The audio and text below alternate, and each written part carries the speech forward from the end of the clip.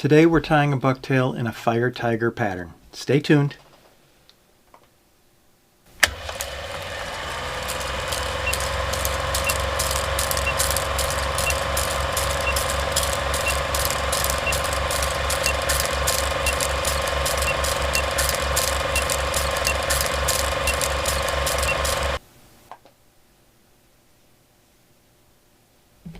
Good morning.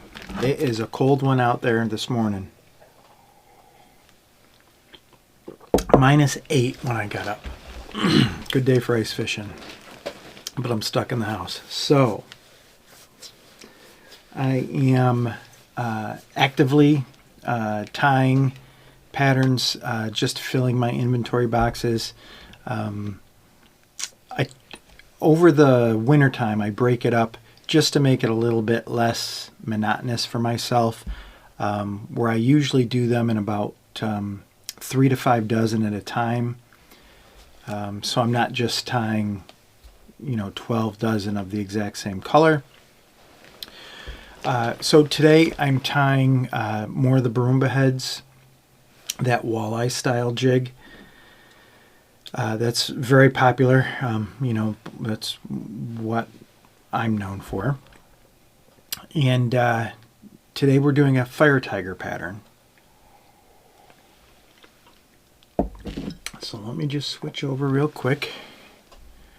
I'll take one off the rack.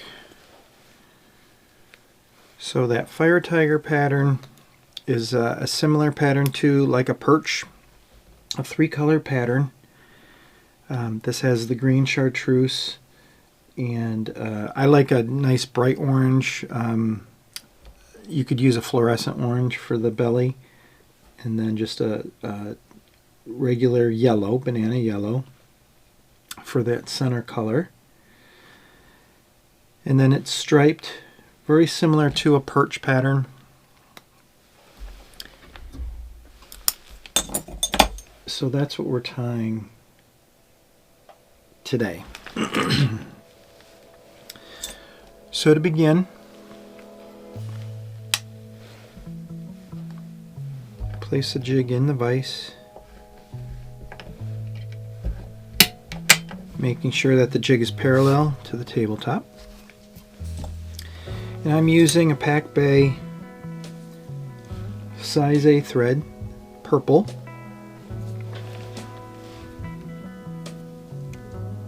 Trying to see if it actually has the color on it. I think this is just regular purple. They also have a violet, which is a nice color as well, but I think the purple might be a darker shade than the violet.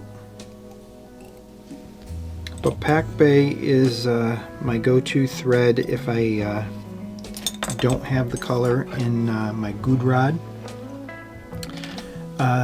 stock, which is slowly disappearing. Now that good rod is getting a little bit harder to find now that they're no more.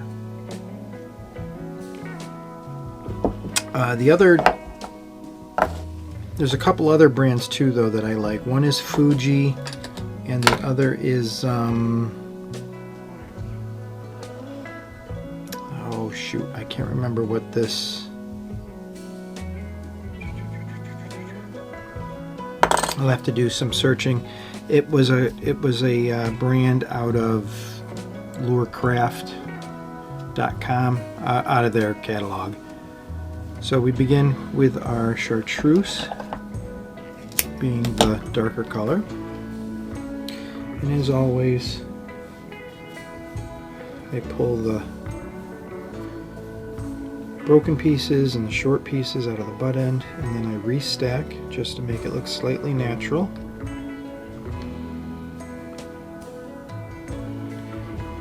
Ideally you want your colors to be about a third, and a third. For this chartreuse, if you go a little bit thicker, I think that looks actually pretty good. And then with your orange, you go a little bit more sparse.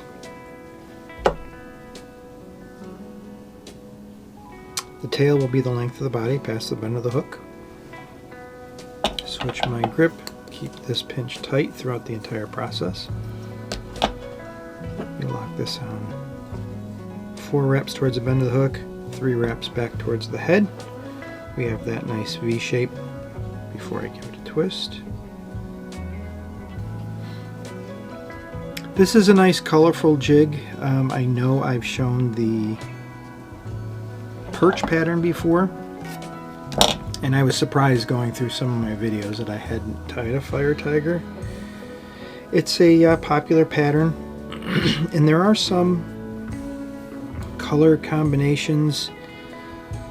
Sometimes this is called a perch, sometimes it's, you know, referred to as FireTiger. Sometimes instead of the chartreuse as the top wing, there'll be a brown, and they call it FireTiger. Sometimes they call it a perch. Oftentimes you'll see the head will be black. So there's a lot of considerations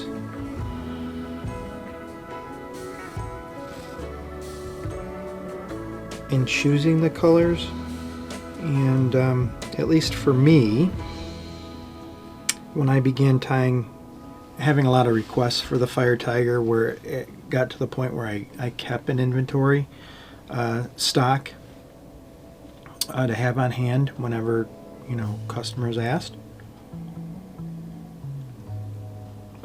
Originally I did tie this with a black head. To me it looked too perchy, too much like the perch pattern.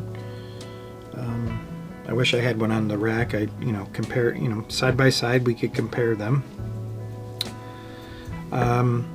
So originally I would tie the FireTiger with the black head and use black stripe. And most likely at that time, the red collar, the red thread for the collar was the hot thing. Somebody must have read in a magazine how popular putting a red collar was, so that's what everybody was asking for. In my opinion, that's what it seems to be sometimes with these fads.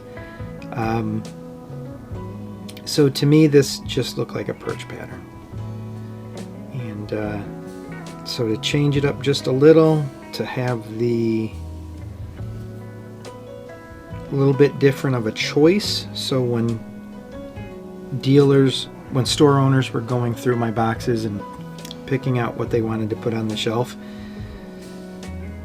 I tried to make them dissimilar enough so they'd want to buy one of each at least. So I switched to tying this on a brown head, and I switched the collar thread to purple for a couple reasons. One, just to be a little bit different than red, but also purple in the area here in central New York, it's just a color everywhere we go. Purple is in some sort of combination for the popular colors for wherever we're fishing, be it the river, be it the spillway, be it a reservoir, be it Oneida Lake. So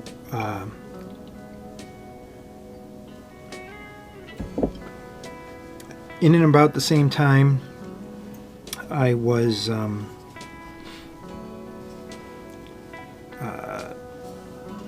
tying a couple orders for a real popular charter captain up on Oneida Lake. His favorite color was purple and chartreuse,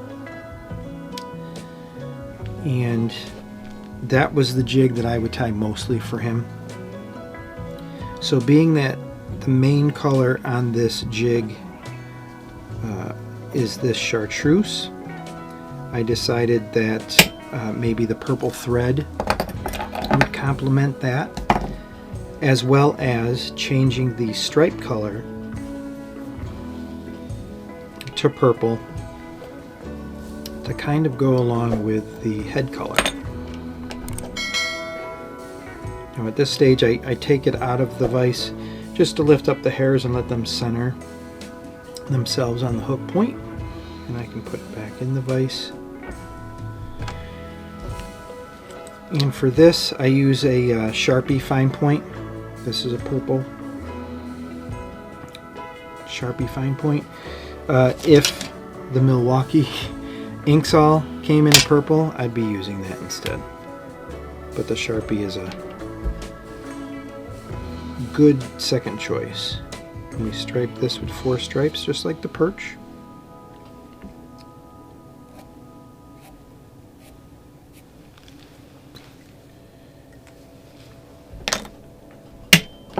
To finish this off, as always, we use our lacquer-based head cement.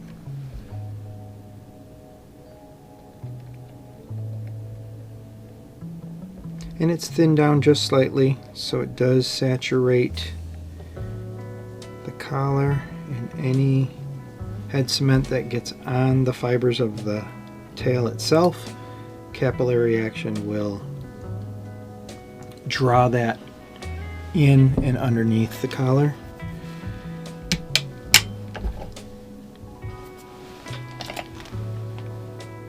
As always, you can add stinger hooks and flash.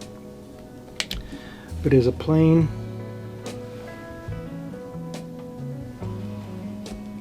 jig, it's a great color. Really nice for walleye, complementing that perch pattern. I am working on a perch pattern. Let's switch over here. So I am working on a perch pattern to go along with the airbrushed heads line, I guess you can call it. Just for giggles, I wrote airheads on the box, my inventory box, just so I know that those are the airbrushed heads. It's mostly to remind myself that when the store owners are going through the boxes and picking out what we're putting on the shelf, those cost a little bit more. But my airhead line, I did get in a couple more colors that I was waiting on, similar to the paint line that I used for the huckleberry color. So that top, the purple that was on the top, I'm able to layer that in a way that the purple is gradient from a lighter color over that base pearl. It gets lighter at the bottom, and then as it goes to the top of the jig head, it's black, pitch black. So now I have the same thing with a green. It's a really nice line of paint. Very thin, so it sprays amazing. Like sometimes if I'm not careful, I could overdo it because I could blow so much paint out of the tip of that brush that it floods the head of the jig. But you know, I'm going to add a perch pattern to that airhead line that will have instead of a black head with the regular perch pattern. And I'm gonna pause the camera just briefly. I'm gonna run and grab a couple perch jigs just to include in this video to compare with the FireTiger. But to finish this line of thought, that perch head will be airbrushed green. That is going to have shades of black all the way through green into the yellow, maybe a little bit orange for a throat, though I might just I might change up the thread color on that. The perch pattern that we tied standard has the red thread collar. Maybe I should use orange for the collar for that, just to represent the fins. That, you know, the bright orange fins on the perch as we catch them. And I haven't worked out the tail, so to speak. I know what colors I'm going to use. I but I'm not 100% sure. Should I use a dark green as the top wing with maybe that black crystal flash that we used on the American Shad pattern? That would be a nice top wing. Or do I just go with a regular black, yellow-orange for the tail of the jig, just like a typical perch jig, and maybe add in some green crystal flash, maybe that new age crinkle flash, something like that. Any of those would work. Any of those would catch fish. Any of those would probably look just fine on the jig. But trying to figure out something that will be unique and really look good on the pattern. So I will pause this here briefly, run and grab a perch jig. We'll be right back. And we're back. Here we have the same size head. It's the 1/2 Barumba. That walleye style head that I'm known for. And this is the standard perch pattern that you see almost everywhere, with the black top wing, the yellow middle wing, and that orange belly. This has the red collar and the black stripes. And then the jig that we just tied, that FireTiger. So they're similar but different. Both very nice. Both very nice jigs and work very well. And you know, I was thinking a little bit when I went to get these out of the inventory box, and how you know, it made me think on how tyers go about choosing different colors. Often the perch pattern is, you'll see it with a green top wing or a brown top wing. Sometimes I think that might have to do with the fish in your lake. You know, the colors that are typical. Thinking about my walleye pattern, you know, it's got the gold tinsel with the gold paint on the head. Though I've also fished other places where the walleye are much darker, almost black, as well as instead of the gold, they're a tan. They're like a desert tan in black. So, you know, maybe if I was in fishing different waters or had different experience with the fish that I was catching, maybe I would lean towards different color patterns for that type of jig. So it's more than likely, you know, I'm sure if I talk to other tyers, it's the same thing with these perch jigs. So